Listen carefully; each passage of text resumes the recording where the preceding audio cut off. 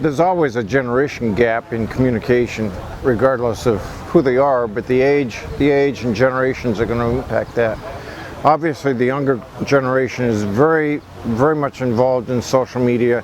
The older generation, maybe some are, but by and large they're not. I use email. I'm not on social media myself, but I use email.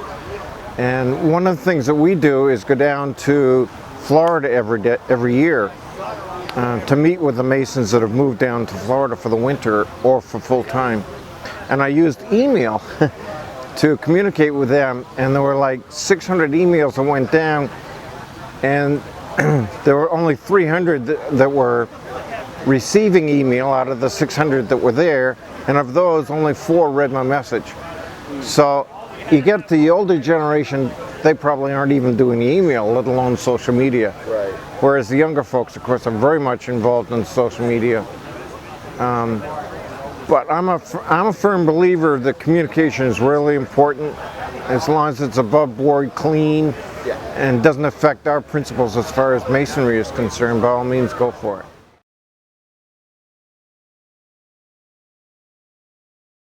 Certainly in the younger crowd, all of those apply, cell phones or social media such as Facebook and Twitter and so forth. So by all means, use those, communicate as best you can that way. Again, as I said earlier, as long as it's not presenting Freemasonry in a bad picture, that's fine. But communicating, it's important that you communicate, so get the message out as best you can. We do have a regulation that I've put out in Vermont that's okay outside the lodge room, but none of that stuff is to be in the lodge room unless you need some electronic equipment to either do something as a part of the meeting, like presentations, you need a computer, or if you're an on-duty police officer, you might need your cell phones or so forth. So that kind of stuff is fine, but otherwise, no. Yeah, we haven't set up any policies that relate to broadcasts. It's all individual as to whether they want to be on social media.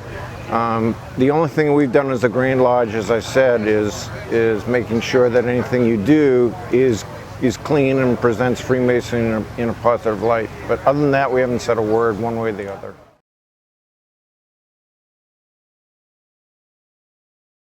Yeah, I have enjoyed the conference. We've only covered a couple of questions so far, so I'm hoping the afternoon covers a lot more than we've done so far. But I think getting together as a group like this is important, so we can kind of compare notes across jurisdictions. I've gotten a lot of ideas from other conferences like this, and it's great to take that information back and see how it applies in our own jurisdiction. So I think that kind of communication is important.